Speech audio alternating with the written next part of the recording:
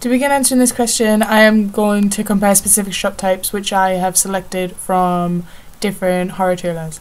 I decided to research a bunch of different shot types from professional trailers because I was struggling for ideas on how to create a range of different shots, but also because I wanted to find out how a professional product could take one shot type and provoke such a response from an audience.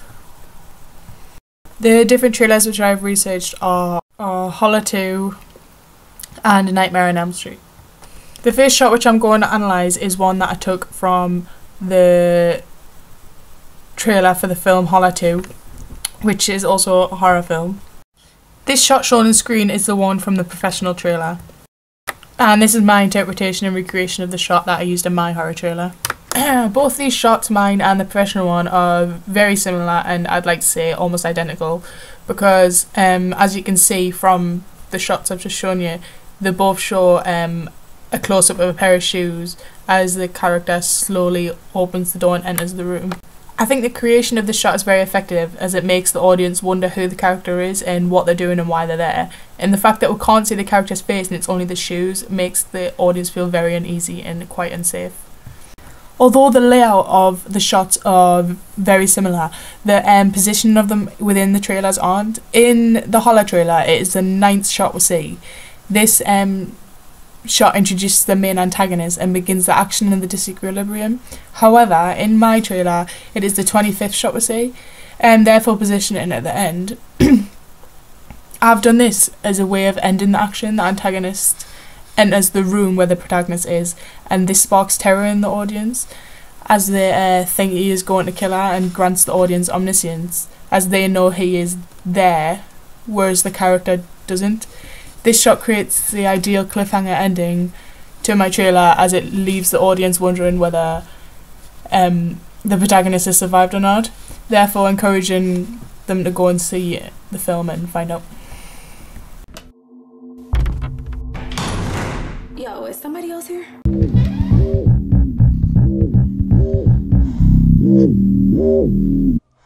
Are you looking for me?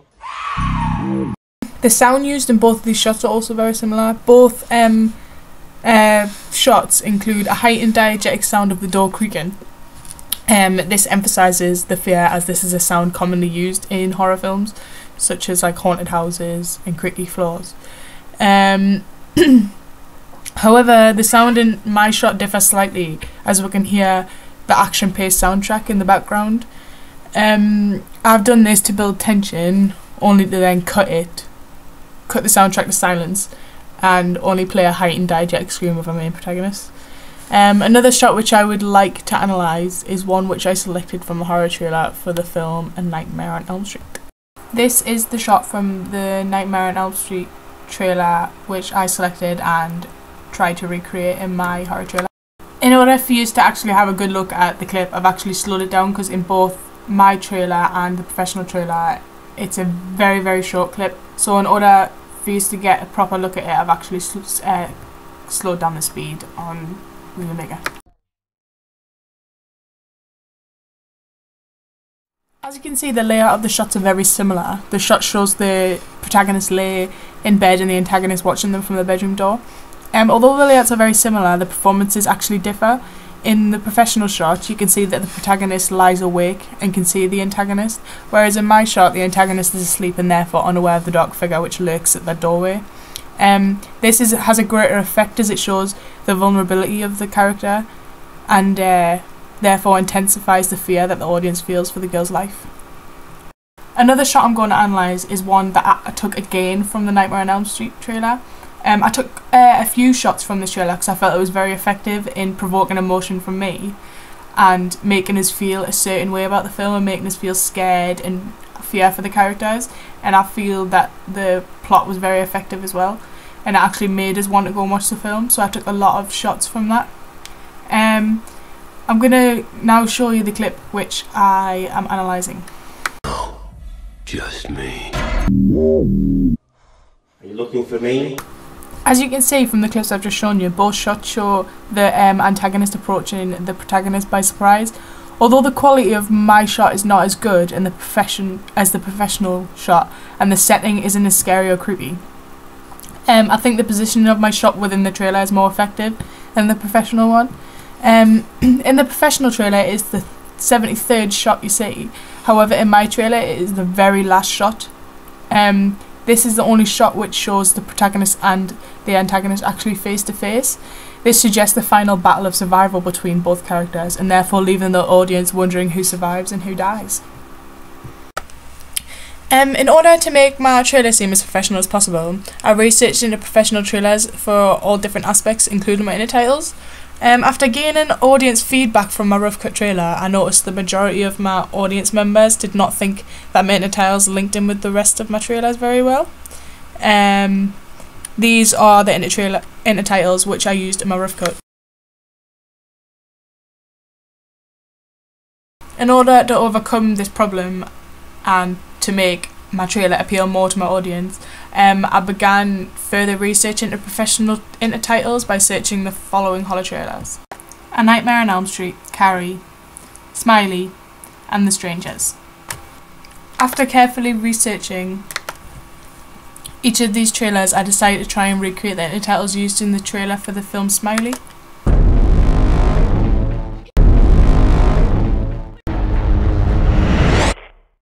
As you can see from the inner title clips I've just shown you, the inner titles used in the Smiley horror trailer are very simple, but they also I selected them because they consist of a colour palette of white, black and red, which is very useful for me because it links in with my other products, my film poster and my magazine cover, which all consist of a colour palette of bright red and black. Also used because they're very simple, where the white just flashes on and then the red does, and the red obviously highlights the fear and like connotes blood, therefore linking it to horror. I'm now going to show you the inner titles which I created after looking at the Smiley trailer and then used into my final product. As you can see from the inner title clips which I've just shown you of my inner titles from my trailer, you can see that they're very similar to the professional ones which I researched from the Smiley trailer. But they differ slightly, as mine flash on and off screen, but I only did that to capture the attention of the audience and make it stand out to them. And then on my final inner title, which reads No Escape, there's a blood splatter across it. I got that effect from CG textures after finding it very useful when I used it to make my first inner titles, but this time the blood splatter isn't as over the top as it was in my old ones, but it's still very effective because it connotes obviously blood and then horror, therefore highlighting the genre of my trailer. For my film trailer and my film poster, I used a lot of professional products and guidelines. I researched into a lot of trailers and into a lot of different film posters.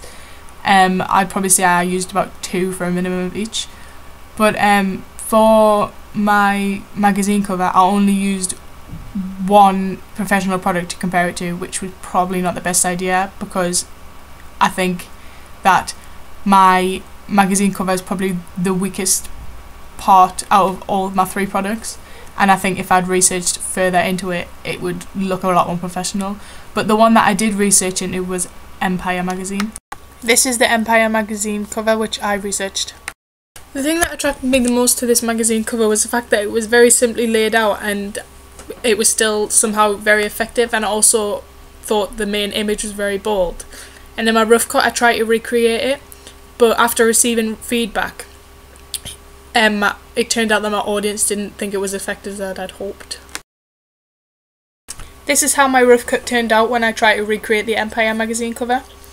The image was the main thing which I tried to recreate, but after receiving professional feedback from teachers, they felt that the image wasn't very effective as it was too blurry, and that I needed to add more text because there was too much space on the front of my cover. After gathering further feedback, I started to make suggested changes to my cover. However, I did not use a professional text as a guideline, and I feel this had a big negative impact on my work, and this is why it is my weakest part. If I was to improve it, I would look and research further into professional horror magazine covers. When creating my film poster, I researched a lot of professional text such as A Tale of Two Sisters, Eden Lake, Friday the 13th, House at the End of the Street, Mischief Night, and You're Next. When researching these film posters, there was nothing particular about them that I was trying to recreate.